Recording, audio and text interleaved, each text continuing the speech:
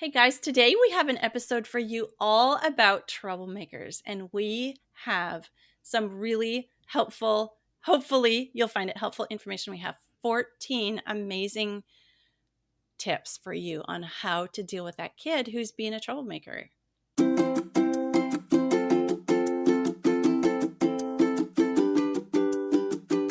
Hello, and welcome to Outnumbered the Podcast. I'm Audrey. And I'm Bonnie. We are experienced moms to a combined total of 19 children. In our weekly episodes, we explore relatable topics using our perspectives of humor and chaos. Tune in for advice and encouragement to gain more joy in your parenting journey.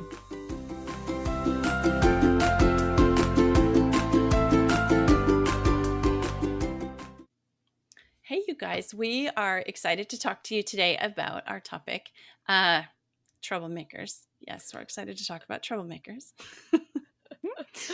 But first, Bonnie is going to get us started off on the right foot with some humor. That's right. I'm sure, all have hilarious stories about a child who's caused trouble. But I think most families have at least one, if not two, if you have a larger family, of those kids who always seem to be in the middle of all the fights, right? So I have one of these, and I remember I was reading a lot of parenting books at the time, and many of them were saying, just make sure that you are constantly focusing on the good of this child, right? That every interaction with this child is not negative, right? And so I remember thinking this all day, and my kid was play fighting with another sibling, and the other sibling happened to whack him with a spatula or something, and he was upset, and he yelled, and then he had a metal pot lid. I think I may have told the story before. He had a metal pot lid that he was using as a shield, and he lifted it over his head like, oh, that thing is going to fly. And I went, wait. And he looked at me like, I'm in trouble. And I just said, and then he like kind of slowly lowered it. And I said, oh, thank you so much for not throwing the metal pot lid at your brother. And he just looked at me like I was a lunatic. But it worked. He totally dropped it. I mean, partially just because he was, caught out by mom. But I thought, otherwise I would have just yelled at him. And that was just a lovely experience of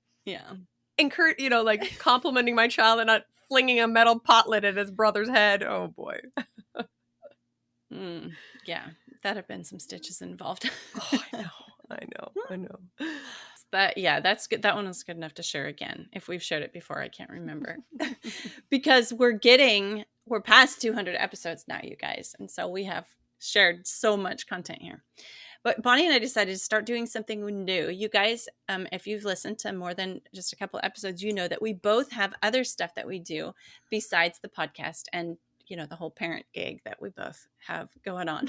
And so we want to start sharing with you guys a little bit about everything else that we're doing.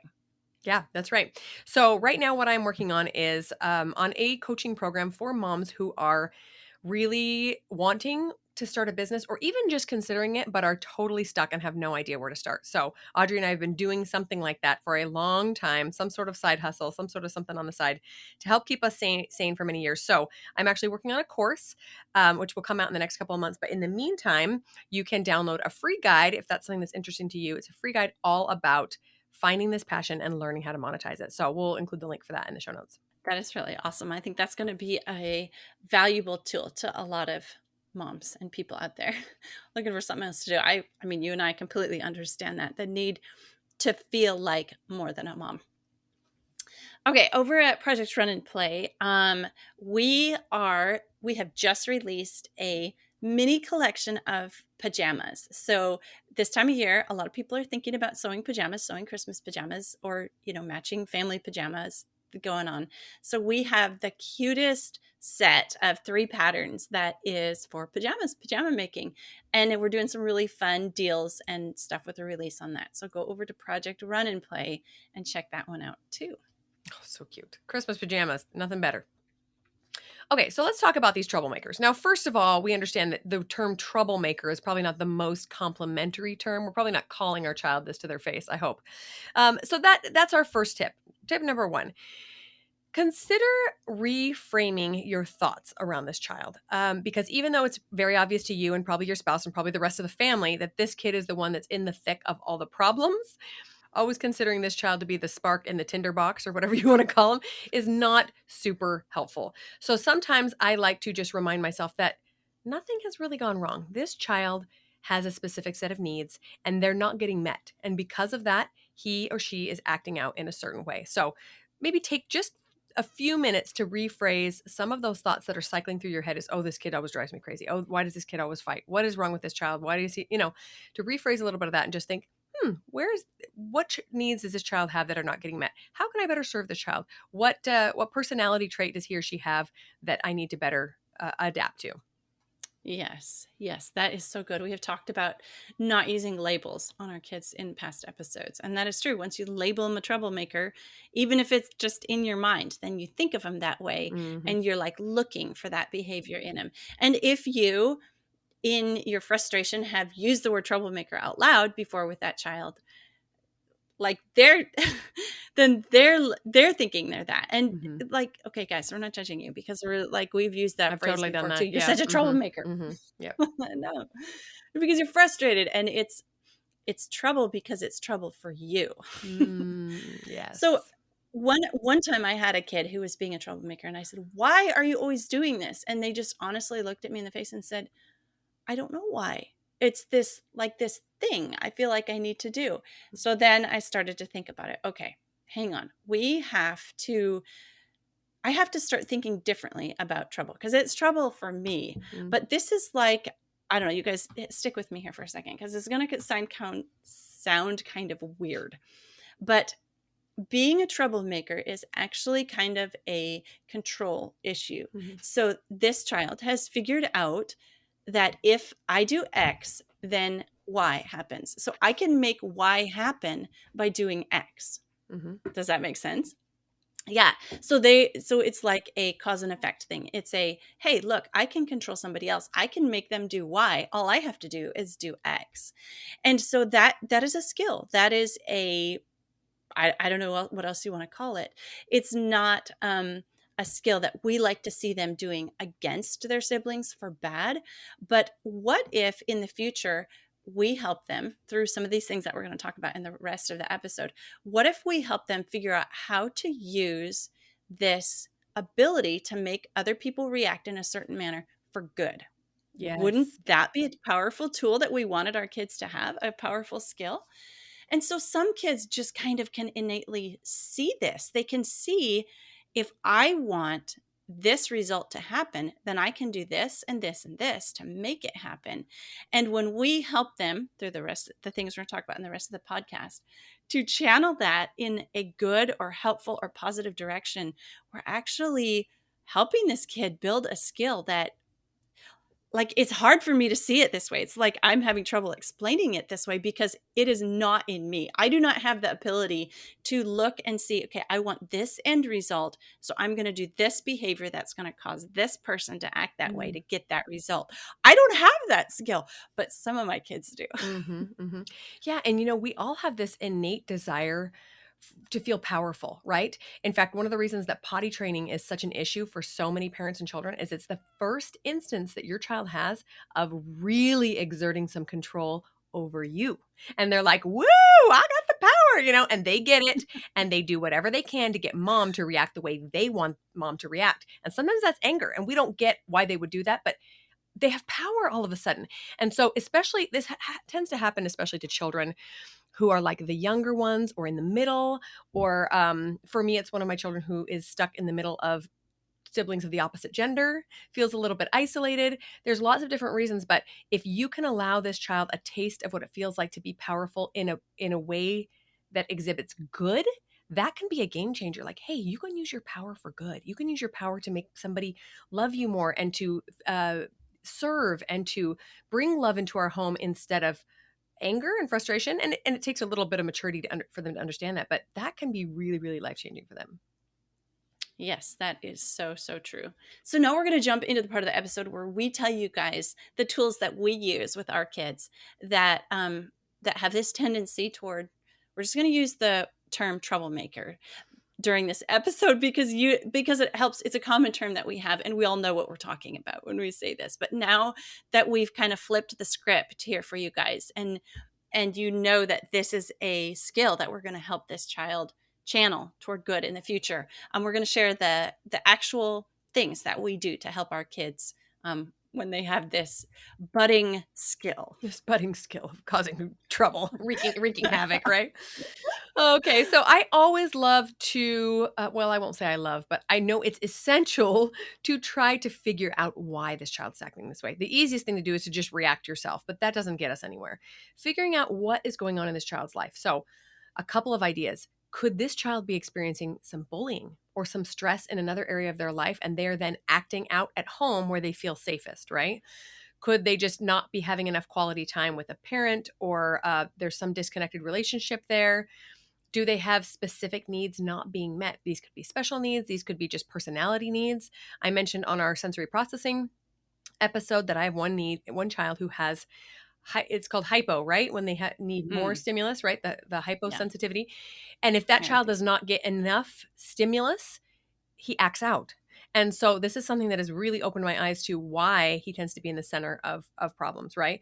Also, sleep and nutrition, a huge one. When your child is not sleeping, your child is not eating correctly, lots of misbehaviors. Yeah, yeah, and they make us want to figure out the why, so that we can kind of tamper down the bored, the boredom part of it. Like, hey, I'm just going to bored, so I'm going to go Yeah. poke this button and see what happens, right?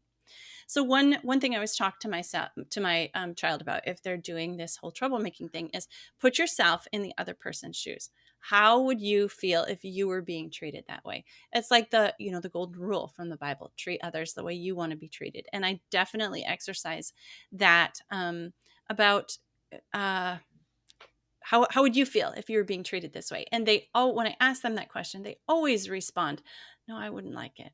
I wouldn't like it." hmm hmm Yeah, that's a really advanced developmental skill to be able to put yourself in another person's shoes. In fact, I remember when studying psychology that there's a specific age that tends to come about. So it might take a little while for your child to understand that. But if you can turn it back on them when they are experiencing distress, so like the next time another sibling hurts them, you can say, "Oh, that doesn't feel good, does it? Do you remember when you did something that, that is also how they felt." So kind of tie the two together can be helpful. Another tip is the attention aspect, right? Which we mentioned already really quickly.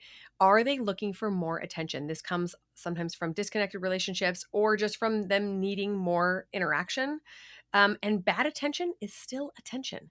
Kind of like how they say, all press is good press, right?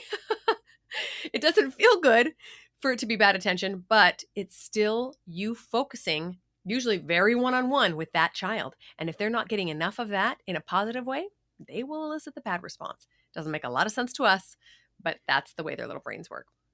Right, right, because it's not bad necessarily labeled as bad to them. They're just like, "Hey, I can get mom's Mom's attention. paying attention to me now. Yep. Look at her now." Look at her. Look at her go. Again, that reaction thing that we were hmm talking about at the beginning. Okay, so one tool that I always use is to give attention to the one who's been injured or hurt first, because then you're emphasizing that is more important. Okay, mm so like the tempting thing, I mean, kind of the normal thing to do is turn around to the troublemaker and say, "You stop doing this, like take care of that problem first." Well, the other one just kind of huddles on the floor and cries or whatever is going on. Well, I have found more success when I give attention to the one that's crying first, the hurt one, even if it's just hurt feelings. I don't mean just, even if it's hurt feelings. So then I'm saying that this is more worthy of attention than the thing mm that was done to cause it. And we'll deal with the thing that caused it later, but this is the thing that's more worthy of my attention. So that's just kind of like a training thing with the kid who's causing the trouble, that you don't get attention for doing this. I actually take attention away from you and spend more attention, probably the kind of attention maybe that you're wanting, hmm on this one that's got their feelings hurt or hurt physically or whatever it is. Oh, Audrey, this one is so good. I've heard you mention this before, and I need to like tattoo it on my forehead or something because I get really upset when my kids are fighting and I come storming out of the room looking to just hand out consequences willy nilly. But that's, like you said, exactly what they're looking for is that attention. And it really does a disservice to the child who has been hurt. While I'm out there, giving a verbal lashing to a kid, they're just crying on the floor and needing some comfort. And the other thing it does for me is it allows me to calm down in the moment and administer some motherly love, and then be more rational and level-headed when I go to confront the child who caused the problem. And very often by that point, their anger has subsided a little bit too, and they tend to take correction a little bit better as well. So all around, that's a great tip. Okay, we're going back to the reaction. Next tip, don't react yourself. This is so difficult, but when we react, we tend to become the kind of person that we don't want to be, right? Reactive behavior is not usually in line with the kinds of virtues and values that we hold dear. It just tends to be an outburst, or kind of letting go of some anger or some sort of passion, right? And if they are doing it to see a reaction out of you, then you are reinforcing that behavior, the one that you're trying to get rid of. So uh, keep your cool, do whatever it takes, walk away for a minute. It's going to be fine if you don't give them a consequence, or if you don't come talk to them for a little while, even several hours. But make sure that you have very intentional behaviors when it comes to um, addressing that child and the problem, not just a reaction. Yeah, yep. That is just so hard. So if you do react, or you have reacted in the past, um, like there is value in showing, we've talked about this a lot on the podcast too, is showing your kids honest emotion. Like I think it's better than fake emotion. And Mhm. then later you come back and you apologize and you say, you know what, I was honestly really angry that this behavior was happening in my house, and so I'm sorry that I was not able to control my reaction. And it's okay, I think, to model that kind of behavior for your kids. Like, where are they going to learn to apologize if they don't learn it at Mhm. home? And they will also learn that, like, nobody's perfect, so they will learn that when they react badly in the future, that there is the option of coming and apologizing to fix it later. So it's not like, if you do react, it's okay, it's normal, fix it, because you're also modeling. Like, everything we do is Mhm. like teaching behavior. Oh, Audrey, that reminds me of a funny meme I saw a while ago that was like, I'm actually doing my kids a favor when I completely lose control in front of them, because otherwise they're going to grow up and become a mother that completely loses control and wonder what the heck they're doing wrong. But I'm modeling imperfect motherhood for them so they don't freak out when they do the same, you know? That's Yeah, okay. I'll just tell my kids, you're welcome, next time I flip out on them. And by the way, you're welcome. They'll be like, what? Mom is She's really crazy. losing She's it. lost it. Oh, okay. Next tip we have for you is figure out their love language, figure out their communication style, go listen to our episode on one-on-one time. And this is more about figuring out your kids and getting to know them better.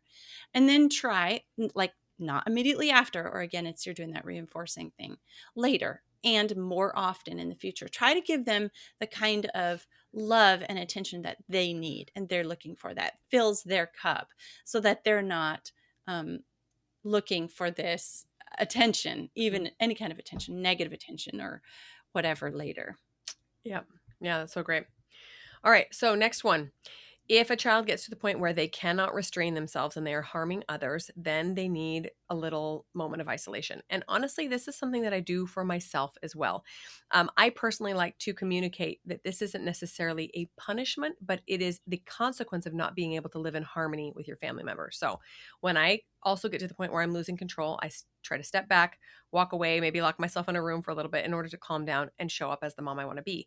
And you can then teach this same skill to a younger child and say, oh, we keep our hands to ourselves. It looks like you're having trouble following this rule. Let's go take some time in your room, outside, wherever it may be, to calm down, cool those emotions, and then come back and try again. Okay, let's do that.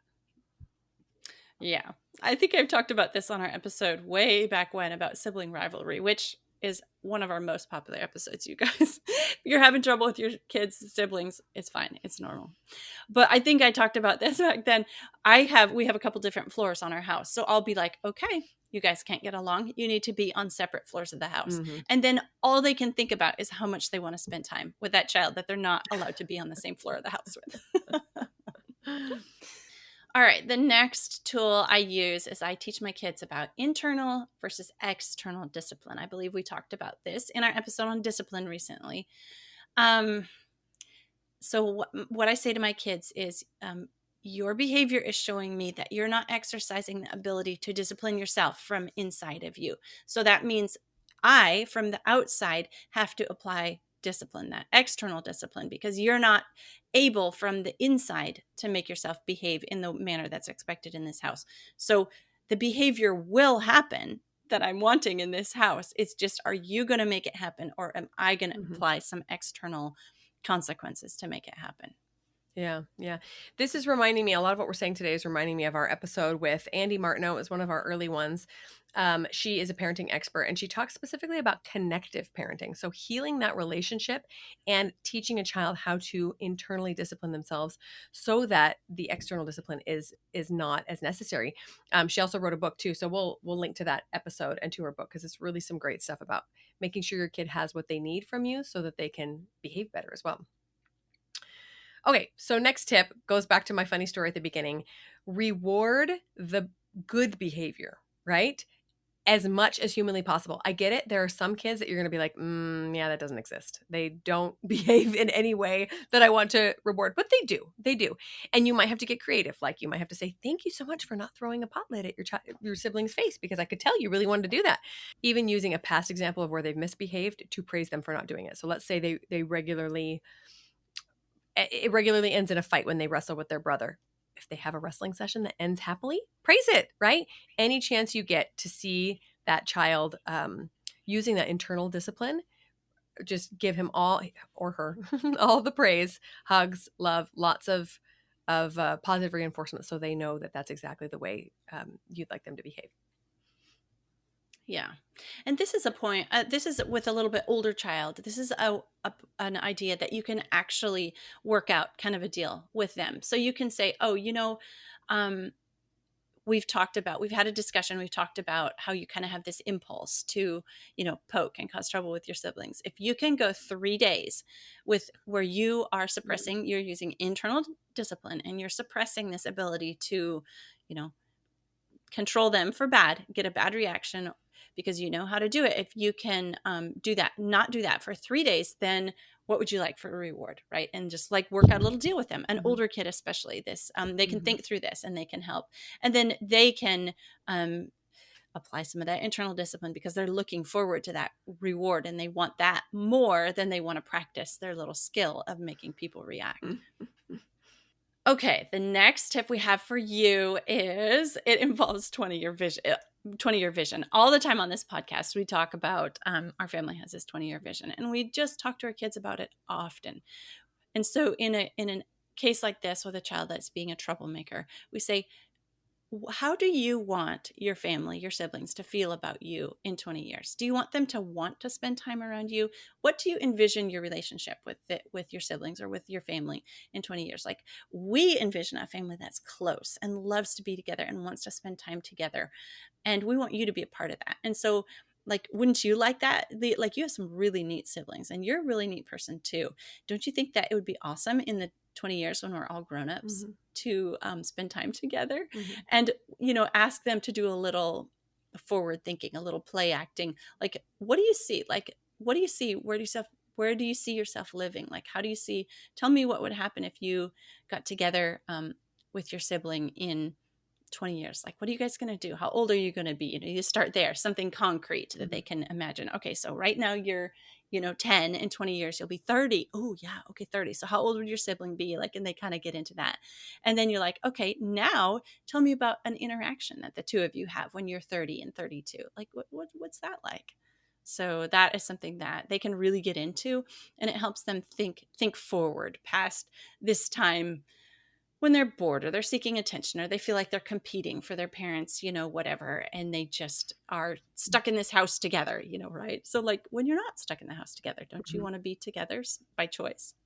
Yeah, and in some of our marriage episodes, we've talked about having a kind of a mentor couple for your marriage, and you could even bring up a family that you really admire to your kids, right? What do you think about so and so's family? Have you noticed that even as the kids have turned into adults, they really respect each other and they love coming home and being with their family? Do you think our family should be something like that, right?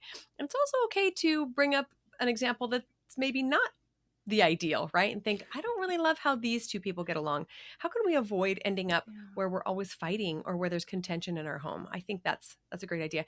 The other thing I was going to say is that studies have shown that kids who understand their family history are much more resilient when life gets hard, right? If there's a natural disaster or a catastrophe or a death, they bounce back a lot quicker. Something about them understanding their history and where they come from.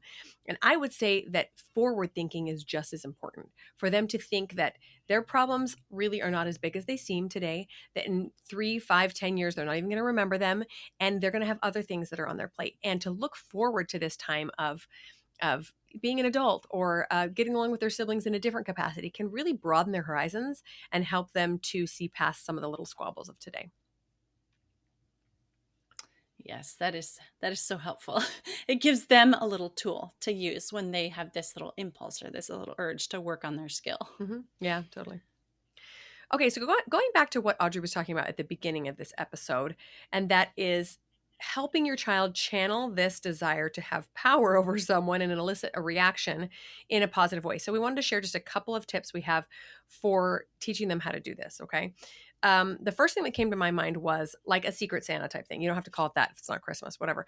But very often, in order to kind of remind us about Christ and not just presents at Christmas time, we do little secret service type initiatives where we will make someone's bed and leave them a sweet note, but it's all secret. That's what they love about it, right? Is the secret part. But some sort of opportunity to go treat someone else with kindness. You can do that within your home. You can do that outside of the home. That's also really, really powerful when kids get the opportunity to serve someone in need. Suddenly their little fights and tiffs do not seem as important. Yeah, that is so true. So this works especially well with a child that's a little bit older and you sit down with them and you have this discussion. Okay, I've noticed something in you. You have a special skill and frame it completely positive. You have this special skill that you know how to do. You know how to get other people to react. I noticed that you have this little thing that you do and you make them you do this little thing and you get this and if you watch them, you see this little smirk when they're done. Mhm. It's like, "Yep, I got that." So then you talk to them. I challenge you. I bet you can find a way to make people react that's in a positive manner. So how could you make your sister so happy that she is laughing and in an awesome mood? Like, what could you do? Let's make that the end result. Okay, Mhm. I challenge you because you have this skill and you can figure out how to make people react. So an older child, you can actually have that discussion with them and challenge them like that, and they can get into it and they can start. That's where you really start helping them be able to develop this skill for good in the future. Mhm. Like think about if they're a manager in the future, managing people, if they had this skill that they could help people in their jobs, people that, they're managing underneath of them. Oh my goodness, that would Mhm. be so amazing. Mhm. Another way to teach them to look for ways to influence others with good is to have them start paying attention to what their siblings are complaining about. So this has been a fun thing when we do these like secret service things is to just listen. Oh, it sounds like so and so regularly forgets to make her bed and gets in trouble for it or put her clothes away or whatever. That's something I could go help with because it's something that she really struggles with. So they start to pay more attention to what's going on outside of themselves and see where they can intervene in a positive way instead of constantly trying to see where they can elicit a reaction. So that's worked really well for us. Yeah, yeah. You can even use that as a consequence. Okay, so you have spent today, or the last hour, making your sibling react for bad. Now you're going to spend the next hour, and I want you to make your sibling react for good. Like even make it a shorter term thing. All right, the last tip that we have for you, and this is just something that really is a tip for the kid. So I love to pass this along to my kids that are having a little bit of a struggle with this. So we do a lot of memorization as part of our homeschool. I know I've talked about that in the past, but I have the child who's struggling with being a troublemaker memorize scripture about being a peacemaker and study in the Bible what does God think about a peacemaker? And there's verses in the Bible about a troublemaker. Doesn't Mhm. use that term, but there's verses out there. So then I have them memorize. There's a verse in Matthew 5, blessed are the peacemakers, for they're called the children of God. So they memorize that one. And then I help them, like honestly, genuinely wanting to help them with this little impulse to cause harm or cause bad or cause a negative reaction. Okay, whenever you feel this little gush inside of you like, oh, I want to do that, I want to do that, then pull to mind that scripture that I just helped you memorize. Blessed are the peacemakers, for they'll be called the children of God. Mhm. And that'll just like diffuse it right in that Mhm. moment. And you'll be able to have some clarity, and you don't have to just jump on this impulse that you Mhm. have. Mhm. So that's the last tip that I have for you. Just help them memorize a little scripture about being a peacemaker and the blessings that come with that. Yes, peacemaker scriptures are great. Also, there's quite a few about charity, especially in the New Testament. And doing a study of charity will completely change your life and your child's as well. And to get them in line with that is really, really powerful. Just in conclusion, you guys, these are real needs that our children have, right? Very often it's an impulse thing. Very often it's a attention need. So it's up to us as their parent to discover what the underlying need is and to help them get that met. Sometimes I notice that for a few of my children, it really is a physical need to be wild, to get some energy out. And if I can see that before they go jump on somebody and hurt them, then we can redirect it. Hey, guess what? It's time to go do sprints down the driveway, or it's time to see how far we can jump on the beanbag, or whatever it is to get that energy out. Or if I'm seeing that they are being a troublemaker because there's some attention need going on, or they're in distress in some way or another, it is up to us to try to head that off before they react inappropriately. Obviously, their behavior is not on us, but these big feelings are very often too much for them to handle, and they don't know how to handle them on their own. I have one child in particular who, when he misbehaves, afterwards he shows real remorse and just says things like, I don't know why I do this. I don't know. I didn't mean to. I didn't want to. And it just breaks my heart to see it, but he just doesn't know how to control that yet. And so I get to step in and help him and show him that there's a better way. Yeah, that's so good. Even when it's boredom. I mean, often it's boredom when they resort to honing this skill. So they're just bored. Get them a hobby, get them a chore, get them an activity, something that kind of abates that boredom. If they're not bored, if they're too busy or too interested or too excited about something else, they're not going to resort to this little troublemaking thing that they have. And my final thoughts here are, guys, I want to go back to what Bonnie said about the beginning about changing our thoughts about troublemaking. Let's look at this as a privilege to help a child who could be headed down a road that could go very bad. The leader of a prison gang, I believe, is the terminology that Bonnie used when we were preparing for this episode. But what if we can help them change their course in life? Isn't that really a powerful thing that we have the privilege to do as a parent? Isn't that amazing? And when we look back on our life, I know it's a lot when we're overwhelmed and we're tired and they're just causing trouble and we just want it to stop. It's a lot to keep that big picture in mind.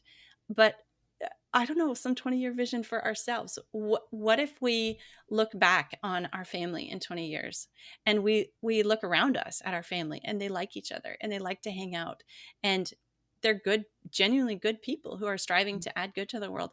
And we can have this sense of accomplishment. Like, I helped this happen. I'm partially responsible for these good people in the world. And that's okay. And that's really something that we maybe we can see it as a privilege to help children develop the right kind of character for the future and be good people. So it's worth it, guys. Just we get it that it's hard. Just keep trying. That's it for today's episode. We hope you enjoyed it, that it helped you. And if you liked it, we would love it if you would leave a review for us on iTunes. It helps other parents who are maybe struggling with the troublemaker too be able to find the podcast. I'm Audrey. I'm Bonnie, and we're outnumbered. Thanks for listening, friends. Click the link in the show notes to subscribe to our email and never miss another episode. Show us some love by leaving a review on iTunes or sharing the podcast with a friend. Thanks for all your support. We'll talk to you next week.